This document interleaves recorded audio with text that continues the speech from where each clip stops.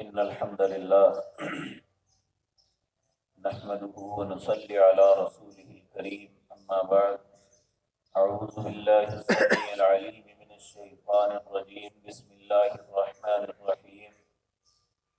ويقولون متى هذا الوعد إن كنتم صادقين ما ينظرون إلا صيحة واحدة تأخذهم وهم يخصمون فلا يستطيعون توصية ولا إلى أهلهم يرجعون۔ حضرات محترم، اس کائنات کے اندر انسان کو رائے راست پہ رکھنے کے لیے سب سے بڑی نصیحت قیامت ہے کہ جب انسان کے اندر یہ تصور ہی مٹ جائے کہ ایک دن قیامت کو قائم ہونا ہے اور مجھے اپنی زندگی کے اعمال کا جواب دینا ہے، تو پھر انسان کو دنیا کی کوئی بھی طاقت کسی بھی غلط کام سے نہیں روک سکتی۔ اور جو لوگ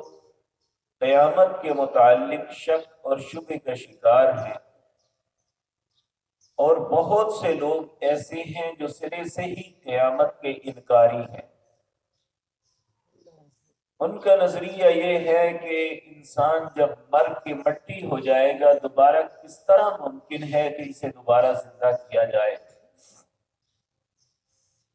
حالانکہ ان عقل مندوں کو یہ بندہ پوچھے کہ جب انسان کو پیدا کیا گیا تھا کیا اس وقت اس کی کوئی چیز تھی؟ هل أتى على الإنسان حين من الدهر لم يكن شيئا مذكورا، کیا ایک ایسا وقت نہیں تھا کہ جب انسان کوئی قابل ذکر چیز بھی نہیں تھا، جب اس کی ہڈیاں بھی نہیں تھی، جب اس کا گوشت بھی نہیں تھا، جب اس کی روح بھی نہیں، کائنات کے اندر کوئی بھی چیز نہیں تھی، تو اگر اللہ نے اس انسان کو پیدا کیا تو اس نے ایک زندگی گزاری، اب مر گیا تو اس کی ہڈیاں اگر مٹی ہو جائیں گی تو مٹی کے اندر ہی وہ ہوگی، اور انسان کو اللہ دوبارہ اٹھا نہیں سکے گا۔ بلکہ رسول اللہ صلی اللہ علیہ وسلم نے ایک بڑا عجیب و غریب واقعہ بیان کیا۔ آپ نے فرمایا پہلی امتوں میں ایک شخص تھا، اس نے اپنی زندگی میں بڑے ظلم کیے تھے۔ جب وہ مرنے کے وقت کے قریب آیا، اس نے اپنی اولاد کو جمع کیا اور کہنے لگا کہ میں نے اپنی زندگی میں بہت غلطیاں کی ہیں، اور میں نہیں سمجھتا کہ میں اللہ کی بارگاہ میں کیسے کھڑا ہوں گا۔ میرے ساتھ یہ معاملہ کرنا، میرا تمہیں حکم ہے کہ جب میں مر جاؤں میری لاش کو جلا کے اس کی راکھ بنا دینا، اور آدھی راکھ دریا میں بہا دینا، اور جو آدھی راکھ ہو جس دن ہوا تیز چلے اس دن اس میں اڑا دینا۔ جب اس کا وقت آیا تو اس کی اولاد نے اس کے ساتھ یہی معاملہ کیا، تو اللہ مالک نے دریا کو حکم دیا کہ میرے بندے کا جو میٹیریل ہے، یہ جو راکھ ہے، مجھے واپس کرو۔ اب کائنات کی ہر چیز جو اللہ کے حکم سے چلتی ہے،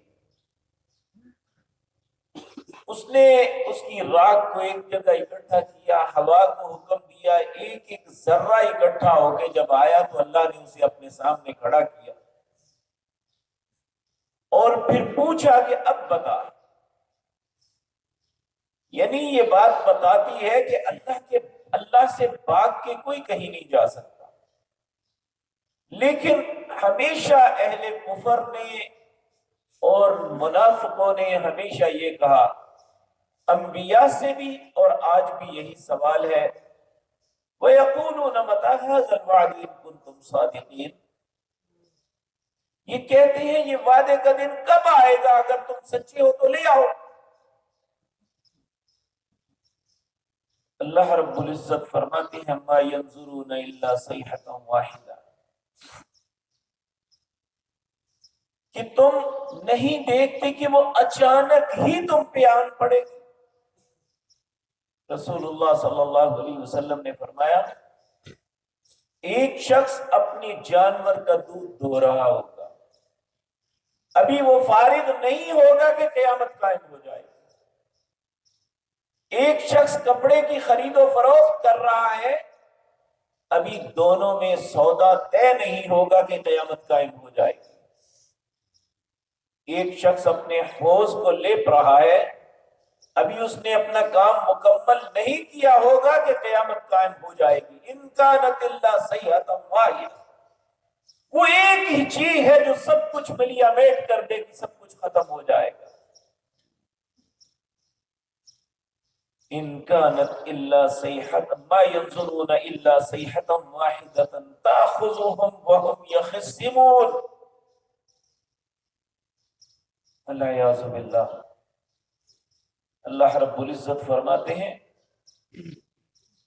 یہ ایسے اچانک ہوگا کہ تاخذهم وهم يخصمون، تم کچھ بھی پکڑ نہیں سکو گے۔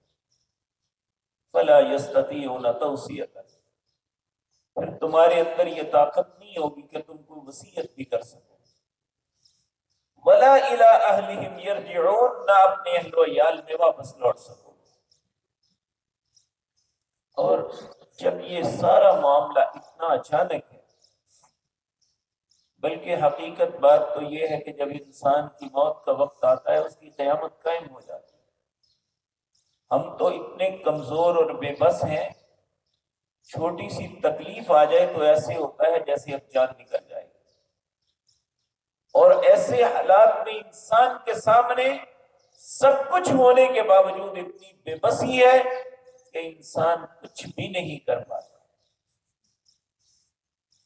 آپ دیکھیں اللہ رب العزت اس بات پہ چیلنج کرتے ہیں کہ جب انسان پہ وقت آتا ہے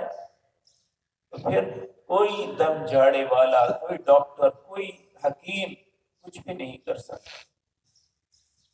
اور جب وہ وقت آتا ہے تو ایک لمحہ نہیں لگتا کہ سارے کے سارے خاندان کے لوگ بے بس ہو جاتے ہیں، ان کے ہاتھ میں حسرت اور افسوس کے علاوہ کچھ بھی نہیں ہوتا۔ اور جب یہ ہمارے ہاتھ میں کچھ نہیں، پھر ہمیں اپنے رب کے سامنے اکڑنا نہیں چاہیے، اس کی نافرمانی میں زندگی نہیں بسر کرنی چاہیے۔ اور حقیقت بات یہ ہے کہ رسول اللہ صلی اللہ علیہ وسلم جو اپنی امت سے بڑا پیار کرنے والے، ہمیشہ یہ بات سمجھایا کرتے کہ جب انسان سے غلطی ہو جائے تو اسے چاہیے کہ غلطی پہ غلطی نہ کرتا چلا جائے، بلکہ فوری طور پہ اس کے ساتھ اچھائی کو ملائے، کیونکہ جب غلطی ہونے کے بعد انسان اچھا کام کرے گا تو ایک تو اس کی غلطی مٹ جائے گی، اور دوسرا غلطی در غلطی کرتے ہوئے دل سیاہ ہو جاتا ہے، اس سے بچ جائے گا۔ اگر خدا نخواستہ اسلاف سے صحابہ کرام رضوان اللہ علیہ مجمعین کی زندگی میں، ان کی واقعات میں ہم دیکھتے ہیں تو ہمیں تاریخ بتاتی ہے اگر کسی سے غلطی ہو جاتی فوراً نماز کے لیے کھڑا ہوتا اور اللہ سے اپنی غلطی کی توبہ کرتا، نہ کہ یہ کہ الٹا سوال در سوال چلاکیاں کرنا شروع کر دے کہ قیامت کب آئے گی، سوال جواب کب ہوگا، یہ معاملے کیسے ہوں گے۔ تم ایسی دور کی باتیں کرتے ہو جس کا کوئی تمہارے پاس جواب نہیں ہے۔ اللہ رب العزت اس کا جواب دیتے ہیں ان کانت الا صیحۃ واحدۃ تاخذهم وهم یخصمون۔ العیاذ باللہ، اللہ رب العزت اس وقت سے پہلے ہمیں توبہ کی توفیق